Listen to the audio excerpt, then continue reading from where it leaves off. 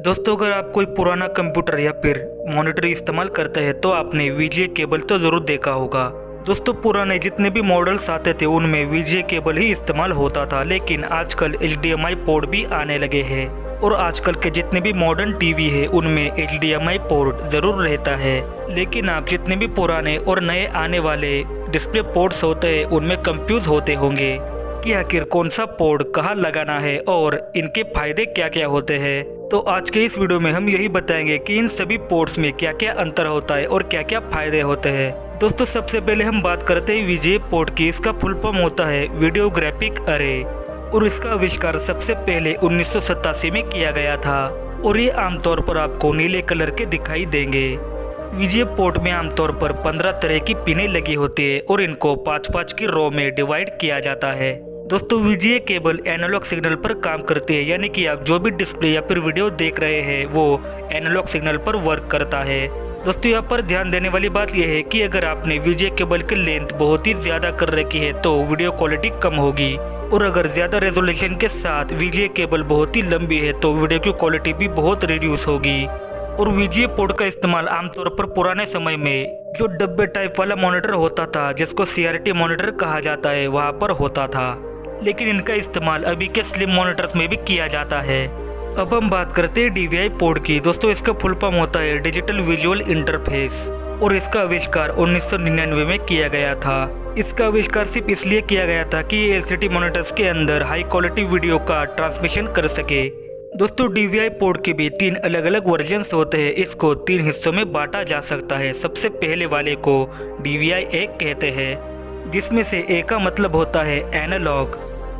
दूसरा जो वर्जन होता है वो डीवीआई डी के नाम से जाना जाता है और डी का मतलब होता है डिजिटल और इसका इस्तेमाल डिजिटल सिग्नल को ट्रांसफर करने के लिए किया जाता है। और इसका तीसरा वर्जन जो होता है उसको डीवीआई आई कहते हैं। आई का मतलब होता है इंटीग्रेटेड, यानी कि इसमें एनालॉग और डिजिटल दोनों ही तरह के सिग्नल्स को ट्रांसमिट करने की पावर होती है।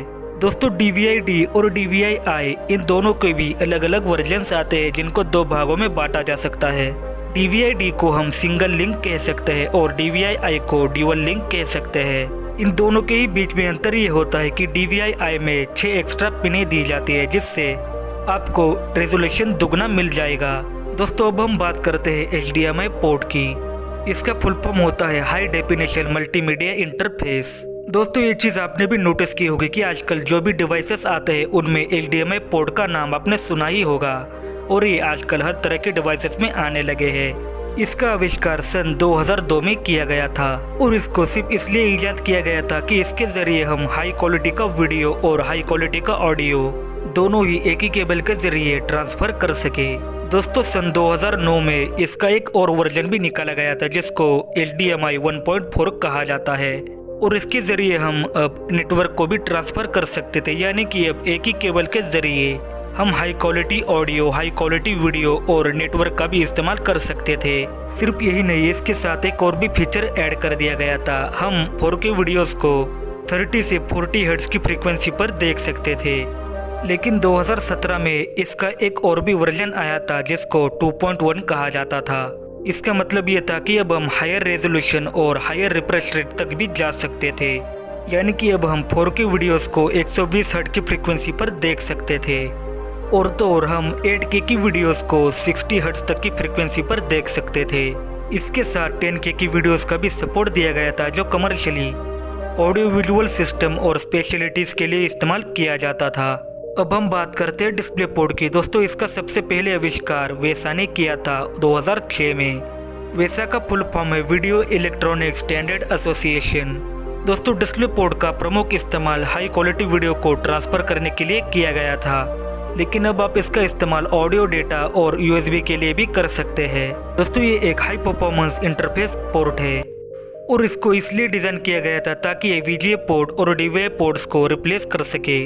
दोस्तों, एचडीएमआई और डिस्प्ले पोर्ट में यही अंतर है कि डिस्प्ले पोर्ट मल्टीपल मॉनिटर्स को सपोर्ट करता है। डिस्प्ले पोर्ट और एचडीएमआई पोर्ट में एक और अंतर भी होता है। डिस्प्ले पोर्ट में लॉकिंग मैकेनिज्म होता है जो कि एचडीएमआई में नहीं होता। लॉकिंग मैकेनिज्म से डिस्प्ले पोर्ट का जो भी कनेक्शन होता है वो लॉक हो जाता है, यानी कि वो बार बार निकलता नहीं है। आपको ये भी बताते चले कि डिस्प्ले पोर्ट एक रॉयल्टी फ्री पोर्ट है मार्च 2016 में इसका एक और वर्जन भी निकाला गया था जिसको डिस्प्ले पोर्ट 1.4 कहा जाता है, जिसकी मदद से आप 8K वीडियो को 60 हर्ट्ज की फ्रीक्वेंसी के साथ देख सकते हैं। तो आपको समझ में आ गया होगा कि इन पोर्ट्स का इस्तेमाल कहाँ किया जाता है और किसके लिए किया जाता है।